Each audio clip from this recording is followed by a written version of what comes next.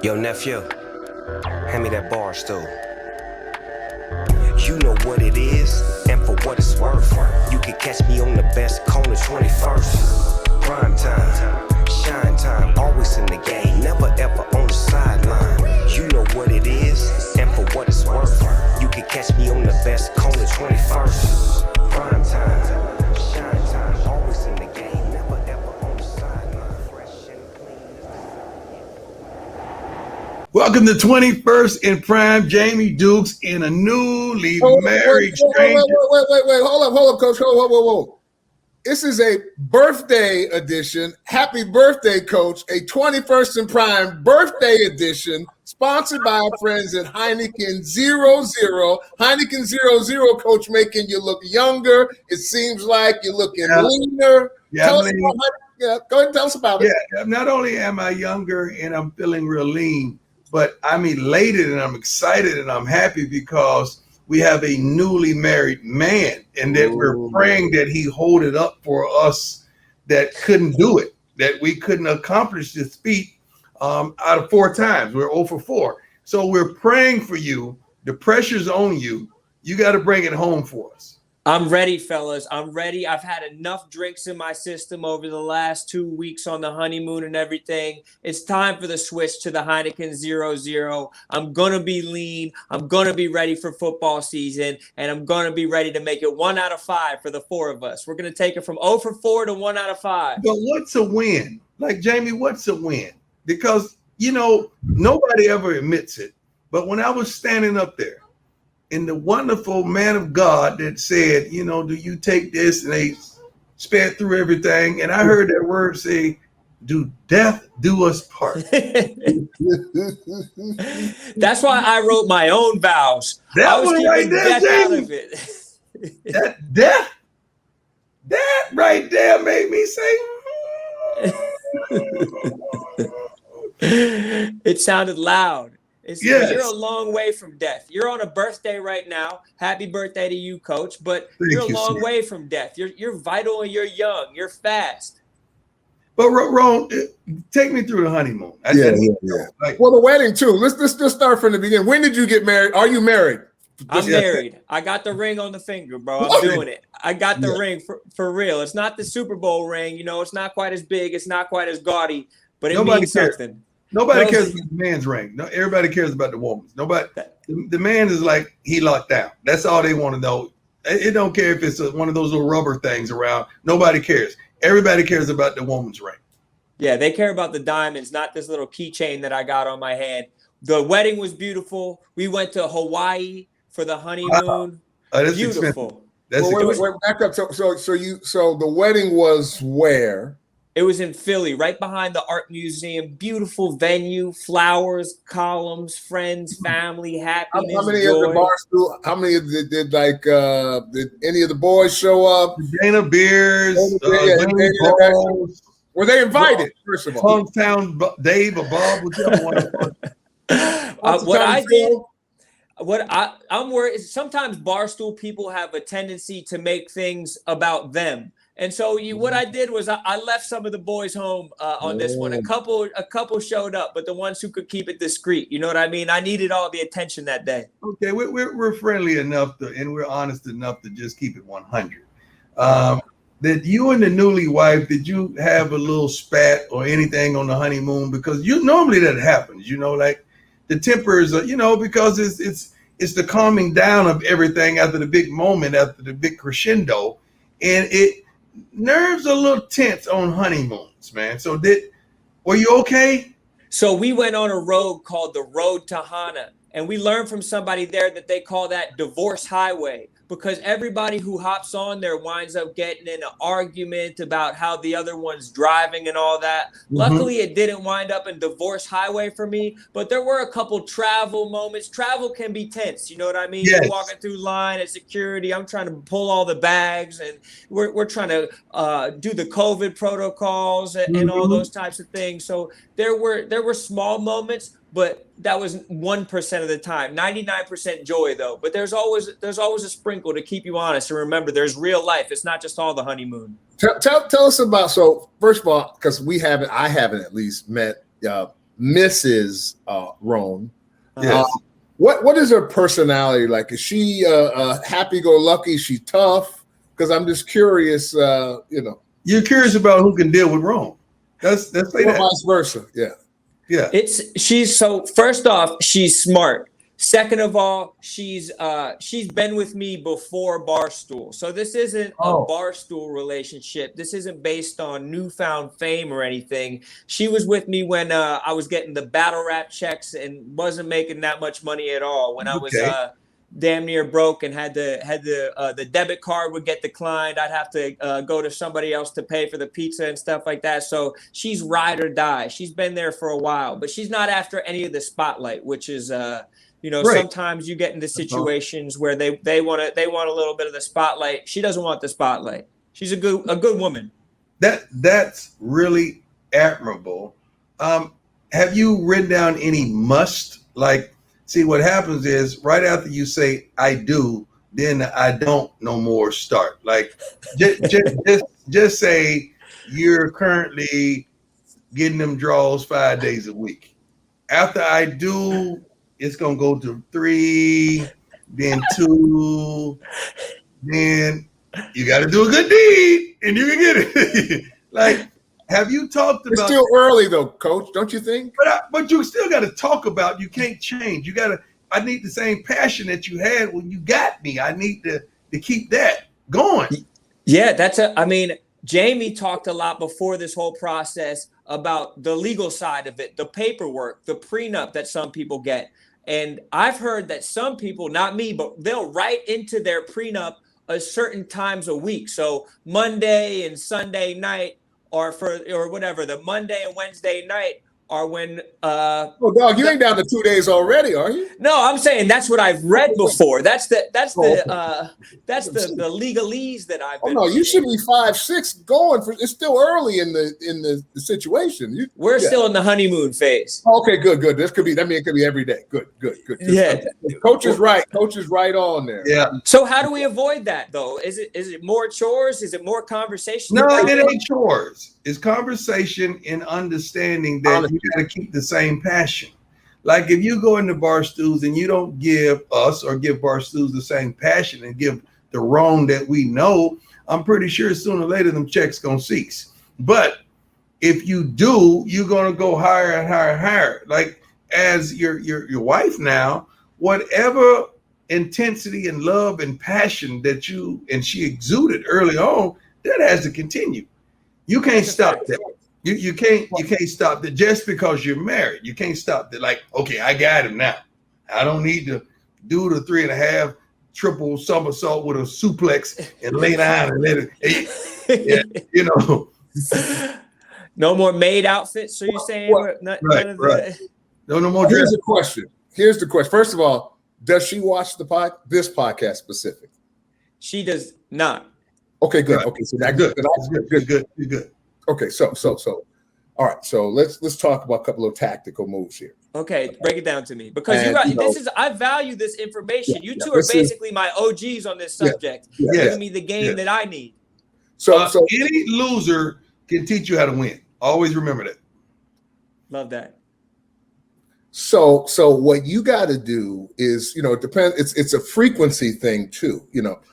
Baby, the guys were talking the other day about, people you get married, then all of a sudden it stops. And so you want to keep kind of refreshing her here or there, or just in a roundabout way about, I was talking to guys at work today. They said, like once you get married, it stops. I mean, you're going to have to kind of to keep that thing going. There's a whole mental approach to this thing.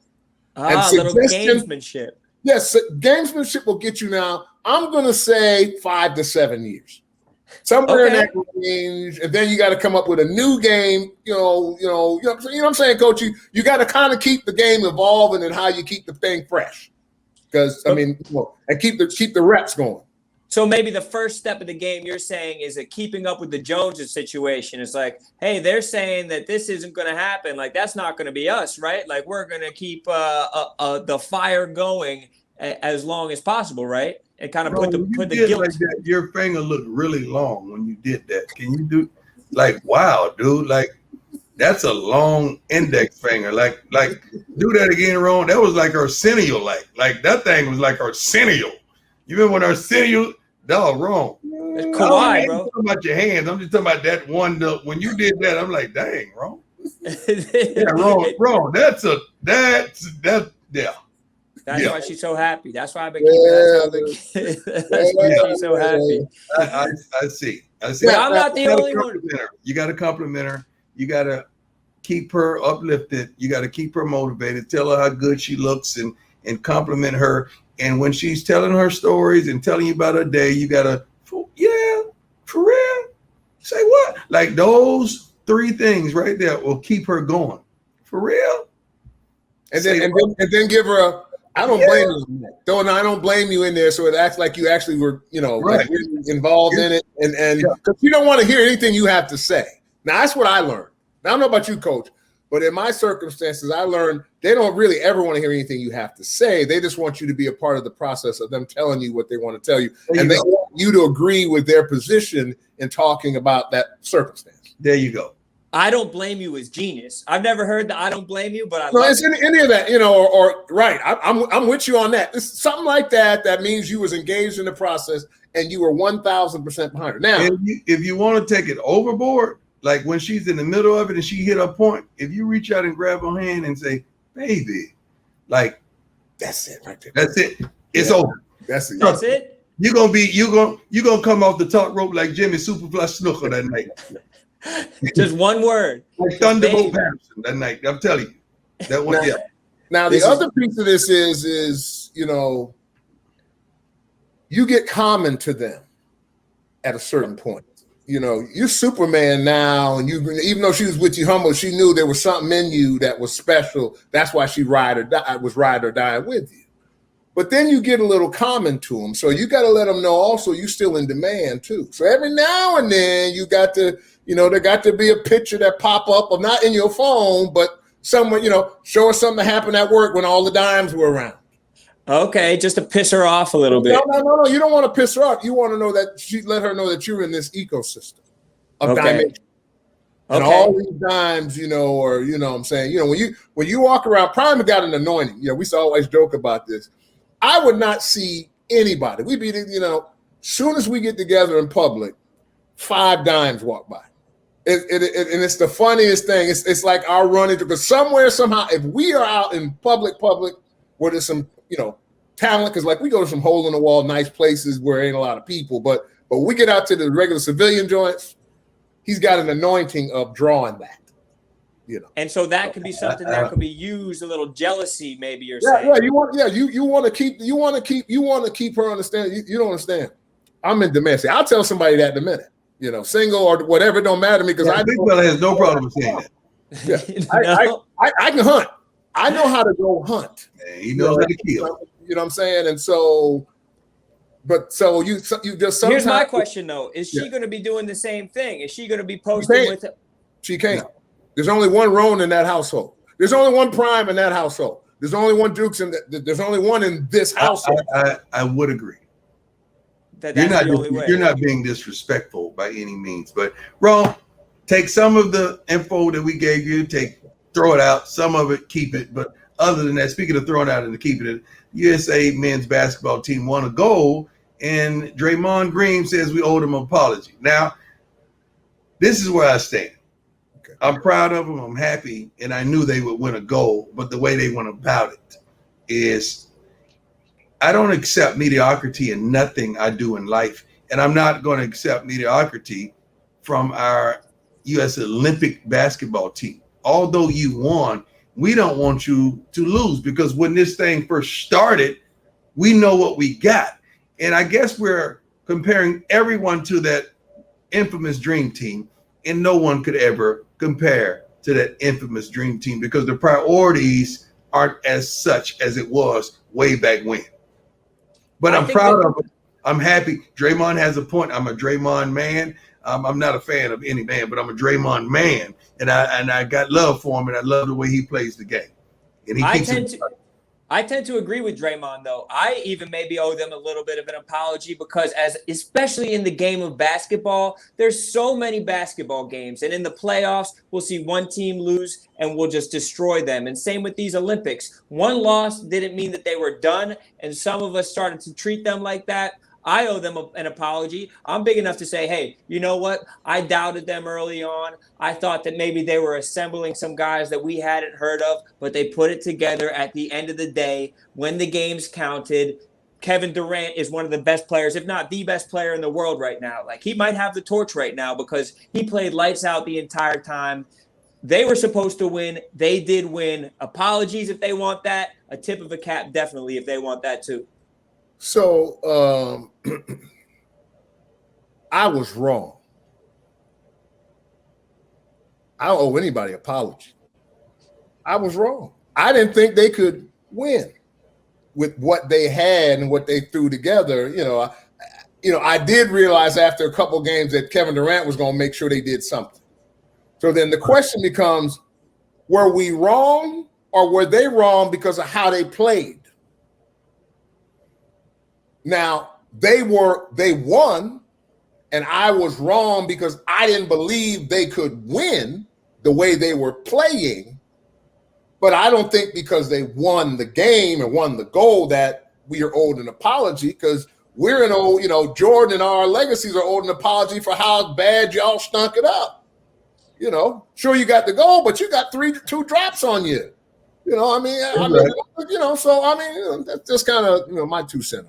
But the Dream Team, if we look back at the 92 Dream Team, during those documentaries that they made about that team, early on, the Dream Team played against a team of like college select guys. And the college select guys beat them even in 92. So there was a tune-up game that even that perfect, indelible 92 team lost. Was that at the Olympics? It wasn't on the record. It wasn't on the record, but it was their tune-up. It don't exist.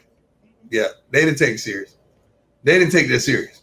Trust me, because you had a team full of pit bulls on that team. Yeah, they didn't take it serious. Let's go to the next topic, guys. Josh Allen. I'm just seeing this. I've been so succumbed with Jackson State and us and what we do. I hadn't seen this. That's a lot of money that Josh Allen made. $258 million extension, an incredible amount of money. Some people are saying that he's only had one good season. But if you look at the numbers, total touchdowns, rushing and passing over his first 3 years, but over his first couple seasons, he's in the top 3 of all time behind Dan Marino and Andrew Luck. 2 pretty good quarterbacks. Do you think that this is too soon, though? Should he have waited to get like a Super Bowl win before he gets this money, or are those stats enough? Well, think about it. The dude that got the Super Bowl win got $450, first of all. $450 million, all right? He got $284. The dude in Houston has got $160 million or so. I think Russell and all, so he's in the right range. His average is lower, I think, than some of the other guys like Russell and some of the other folks.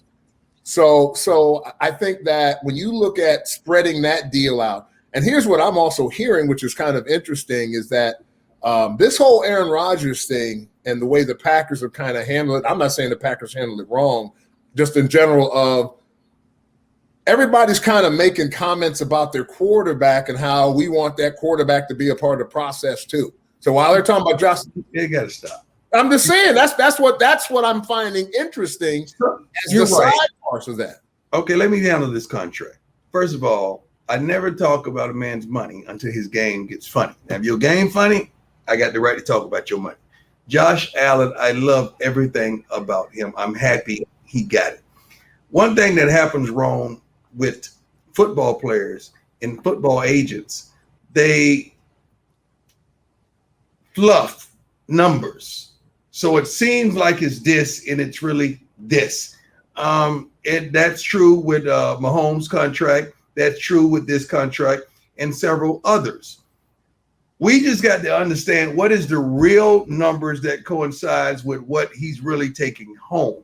And then you'll start figuring out where he's about 36.8 is kind of that number they're talking about is the average of that. And then the other part of that, over how many years for certain? Because there's always, all right, Now this is this cutoff year. Remember, what's our quarterback in San Francisco? Huge number, right? Yeah, huge number. But it just talk about getting rid of him. So something's going on with that huge number that he got several years ago. If you're able to just get off of it and get rid of him, so that couldn't have been the real numbers. Yeah, like when you look at Kirk Cousins' contract that he got 3 years ago from the Vikings, I think this is his third year, but that contract was noteworthy because every cent of it was guaranteed. So maybe it was only a 3-year 92, which looks like a middle of the road, which is crazy to say that that's a middle of the road contract for a quarterback. But the numbers were just distilled down to he would be getting every dollar. There weren't any of these fake signing bonuses or incentives of something that he wouldn't be able to achieve. Like if you throw 70 touchdown passes, you get an extra $20 million. Like, okay, you might not throw the 70. But football does that a lot. Football inflate numbers quite a bit to make certain people feel good about themselves. But the quarterback's numbers aren't inflated, Coach. Yeah, they are. I wish I could get a couple guys on to really break down Patrick Mahomes' contract numbers so you can see what really happened. It's not what you think happened. Yes. So you think that the 450 is an inflated number, and there's like a guaranteed number underneath that right in there. I want to call this miscellaneous guy, and I want you to just hear his voice. You got a capologist? You got a numbers guy? That's been in this game for a long time. I love that. Pulling into the Rolodex. You got to dip into the Rolodex. And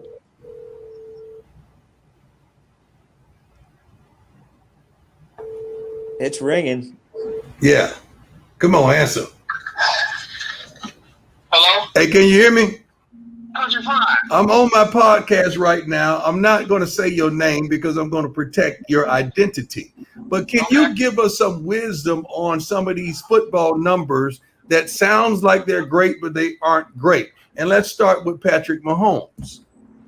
Yeah, Patrick Mahomes, to me, and those who really understand, how the money has gone up every year.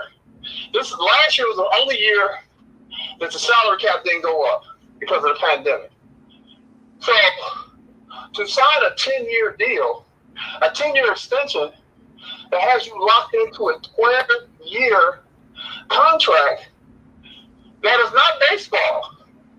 Baseball, if it's 100% guaranteed and you're going to get it no matter what, makes sense.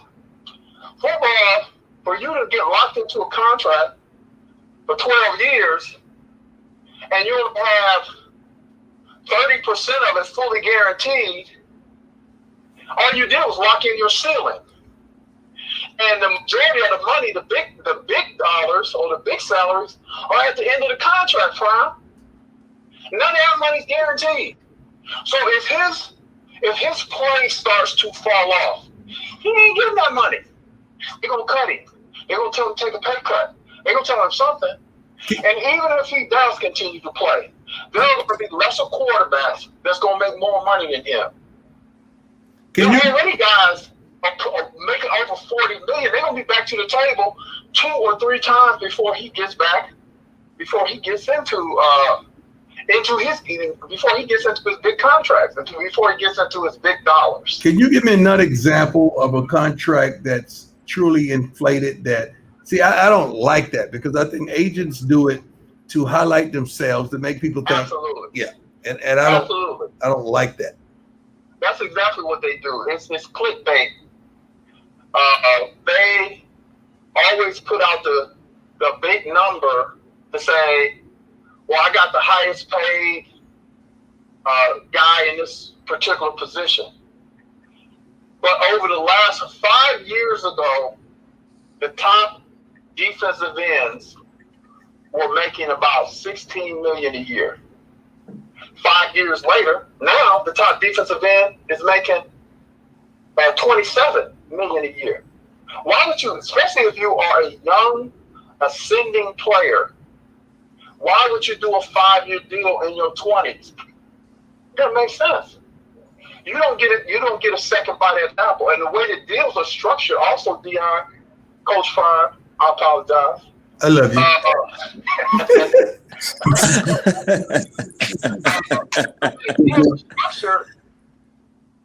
All the big dollars are at the end of the deal where it's not guaranteed you won't get the money. You know, that's what happened to the quarterback down at Miami right now.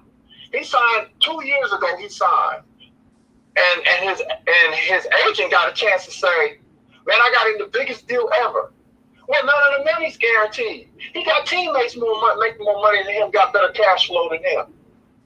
Right now.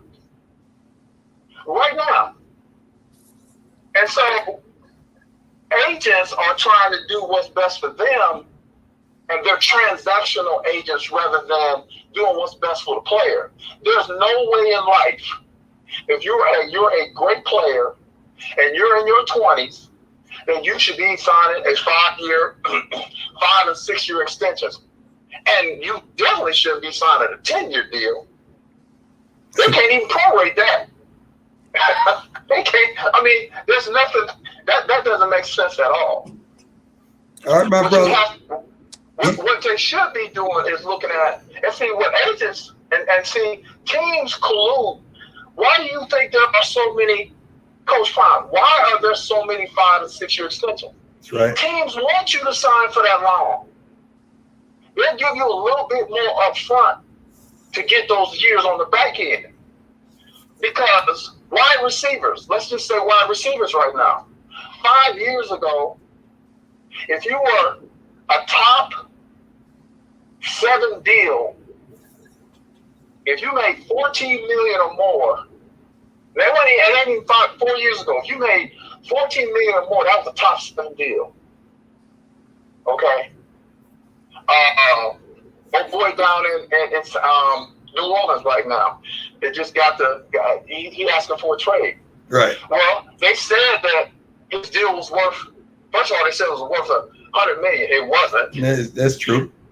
It wasn't worth $100 million. It's worth a little less than $100 million.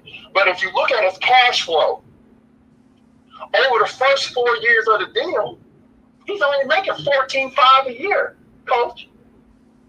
That's the only place where the money's guaranteed. On the back end, where the big numbers where he's got 20 and 18, 19, $20 million salaries, none of that money's guaranteed. So they can make him take a pay cut. If he doesn't come back from that surgery, or if he tries to guarantee that money, or if he tries to get a raise, he's not going to get that money. First part of his deal, he's only making $14 million a year. Wow. All right? That's it. And that's where the guaranteed money is. So they can control him, but they can control him for the next 4 or 5 years. Like I said, 4 years ago, that was a top 7 deal. The highest paid wide receiver at that time 4 years ago was 16 and a half, Coach. Right. You know what the highest paid is now? 27.5. That's right. 27.5. Now teams will try to say, well, that's an anomaly. That doesn't happen all the time. That's an outlier. No, it's in the market. That's exactly what it is. 27.5. So if you are locked into let's say you did 2 years ago, you did a deal for $16 million. You did a 5-year or 6-year deal for $16 million a year. Well, the market's 27 now. Right. If you're the best in the game, you should be setting the market. Like you did, like we did, like you did, like you did. You set the market. Amen. Well, You set the market. You made quarterback money when DBs wasn't even supposed to be the highest paid player on the defensive side of the ball. wow. But you Roby. made quarterback money. Roby. Tell him I said, hey, tell him I said hello, first of all. tell He's supposed to be anonymous. I know, I said, that's what I said. Tell Mr. We're saying his name. Tell He's Mr. anonymous and we're saying his name. No, we ain't said his name. Nobody said his name. I said, tell him I said hello. And nobody said his name. Okay. Right? Yes, sir. That's the governor. But see, that's why agents, a lot of times these agents, they're transactional. They just want to get the transaction. They want to get the clickbait so they can go out and recruit the next crop of guys that don't understand That's it. The reason why you made the money that you made, the reason why the guys changed the market is because our job is to educate the player. You got to know why. You got to have the why. You know, why am I getting this money? Why should we not take, you know, when a team comes to you and tells you, man, we're going to give you $50 million. Okay, how are you giving it to me first?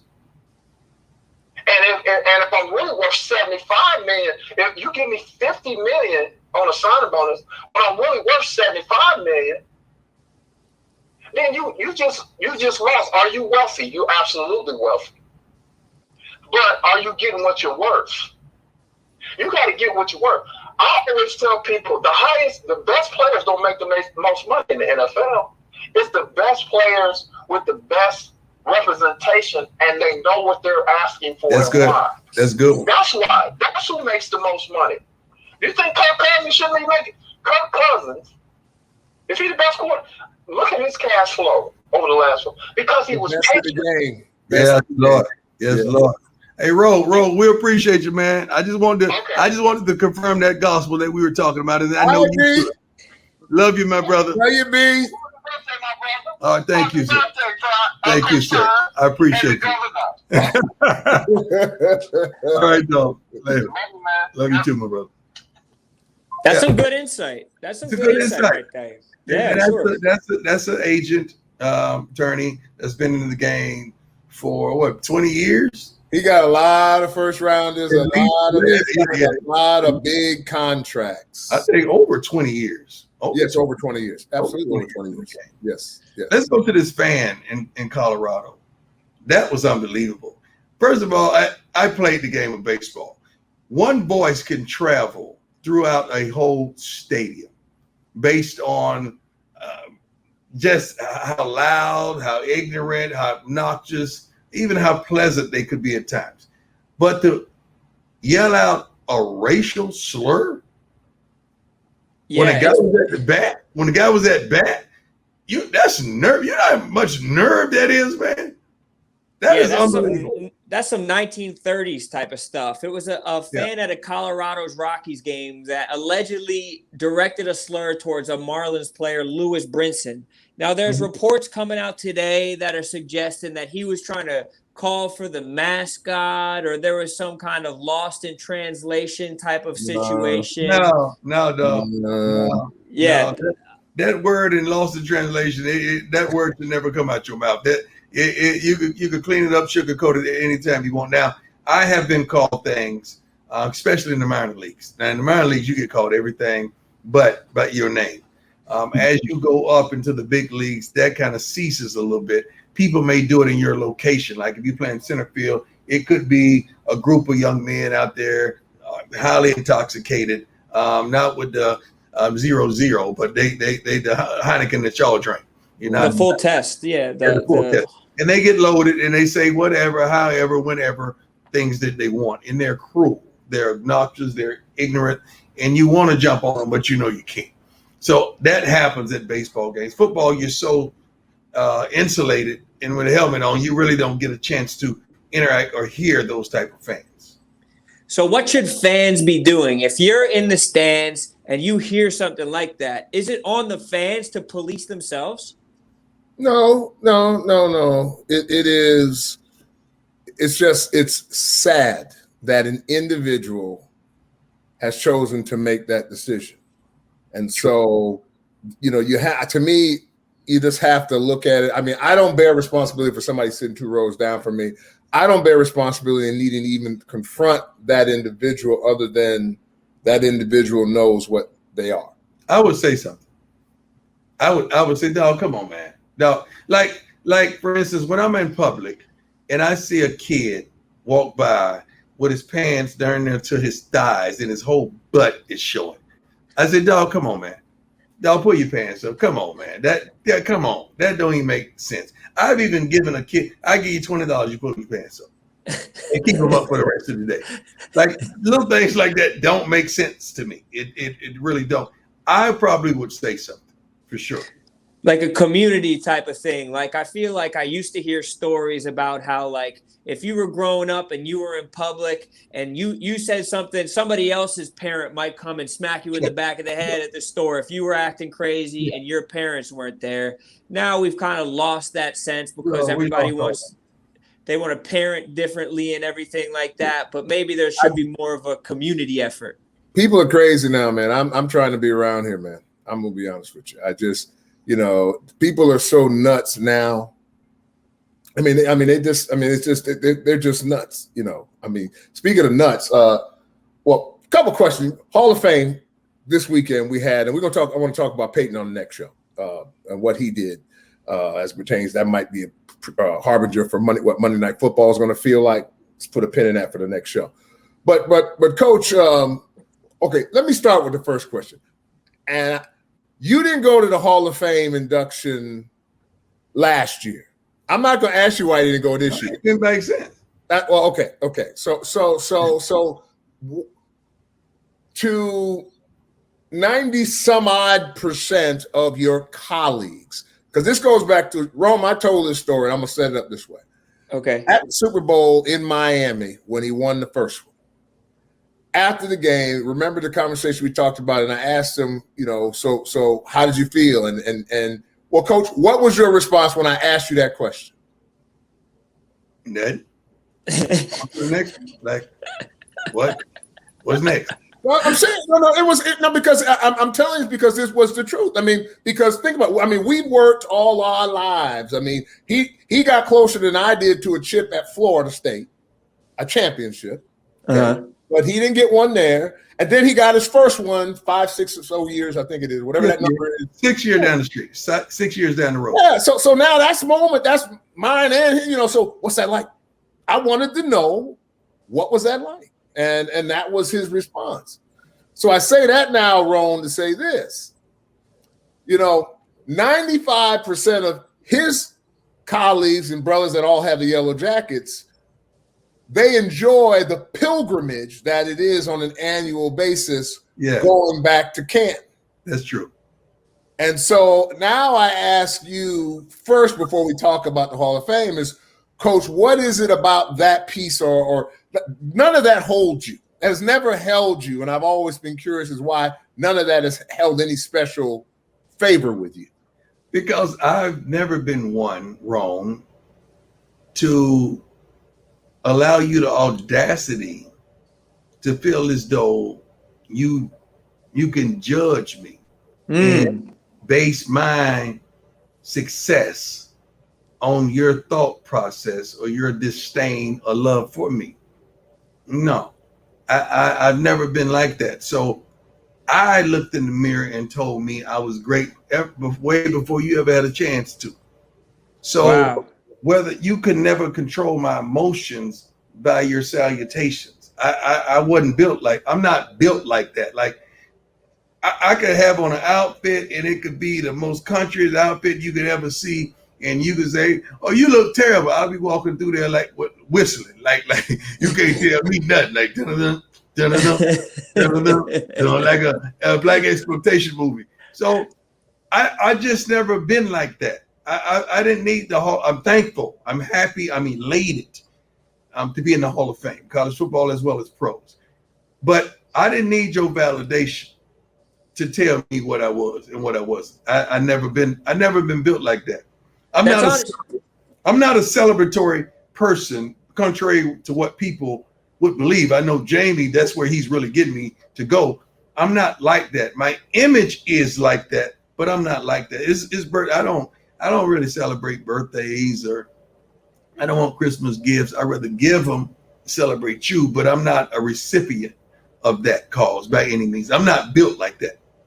I think it has something to do with if you wait for somebody to give it to you, to validate you and have your self-worth, if it never comes, then you never get the validation and the self-worth. Like, you already had your validation and your self-worth, no matter what color your jacket is. But Jamie's right. Jamie's right. He's right when he says 90% of the guys love that. Like, they want to hear, the claps one more again. Like they want to hear that trumpet, that sound of those fans and the adulation of it one more time.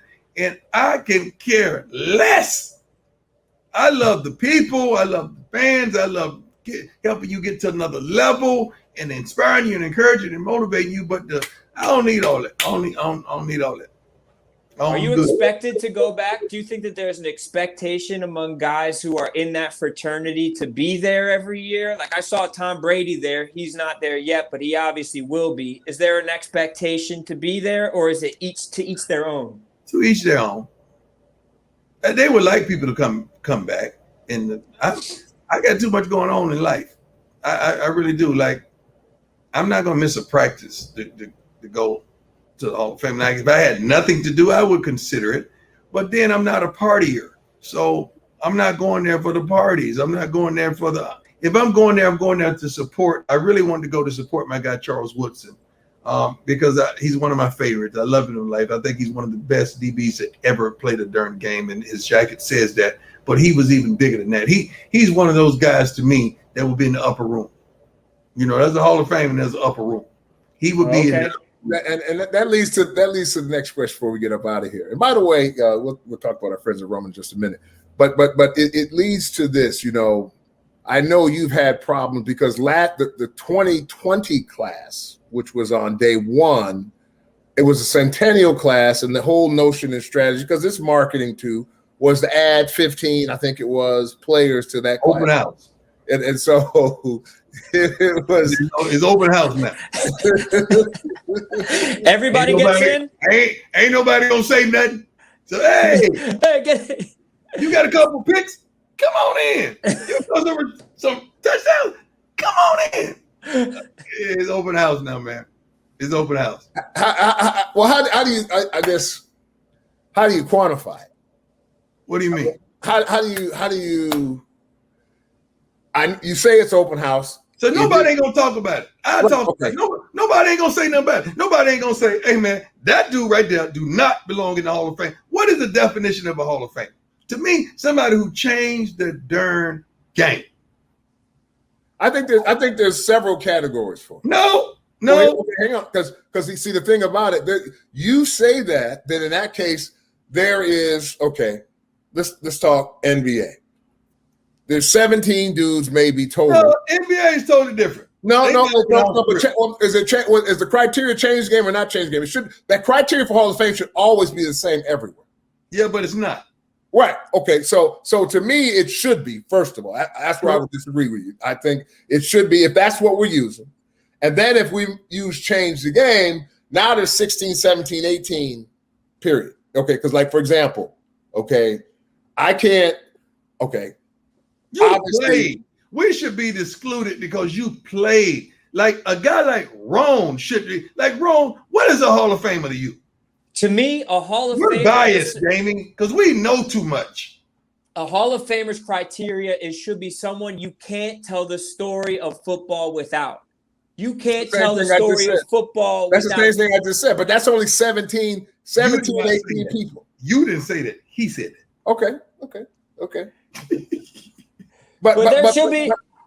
I agree, though, that we need to find out a way to keep it from being everybody gets in. Like, it shouldn't just be you have a flyer and you get to go to the house party. Like, yeah, it should be, I got 10 spots every year. I got to fill it. Why? Baseball don't do that. You got to fill it just because you got 10? What if it ain't 10? There are years when nobody makes baseball, right?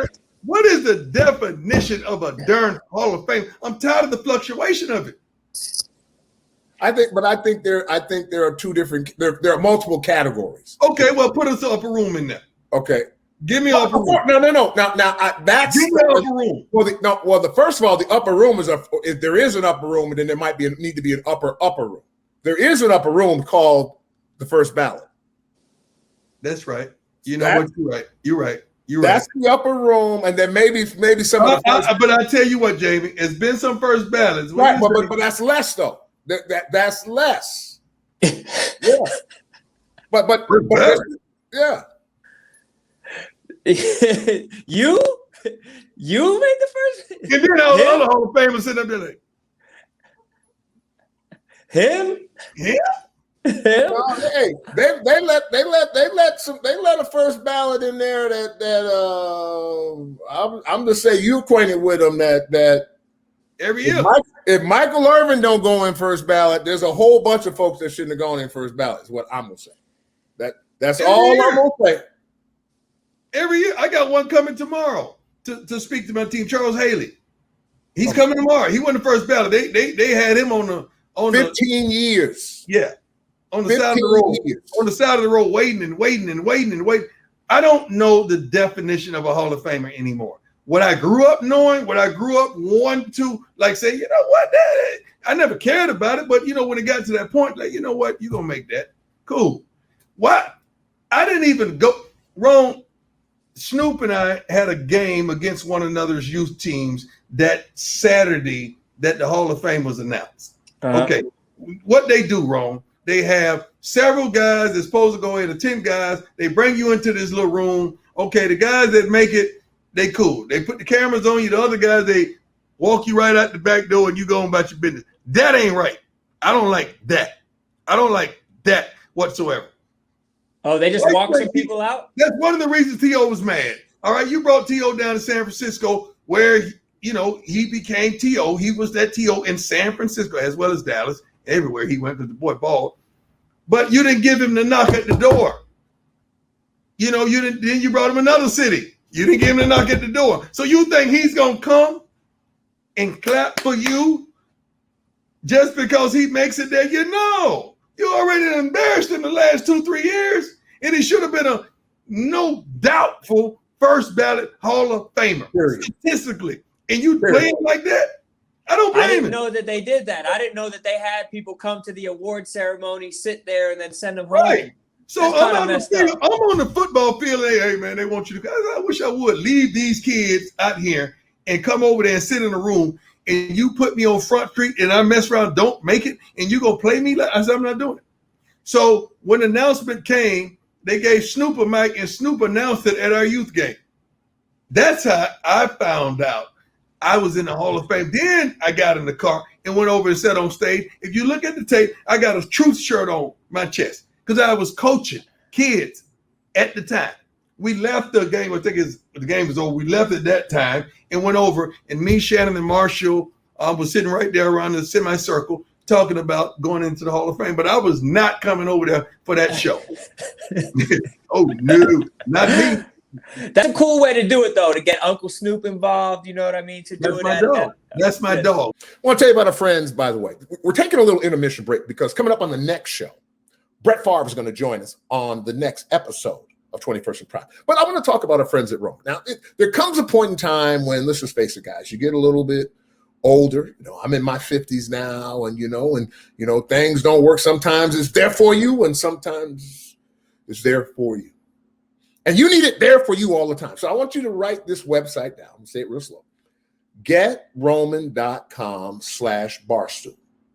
That's GetRoman.com/Barstool. They'll give you 50% off your first order.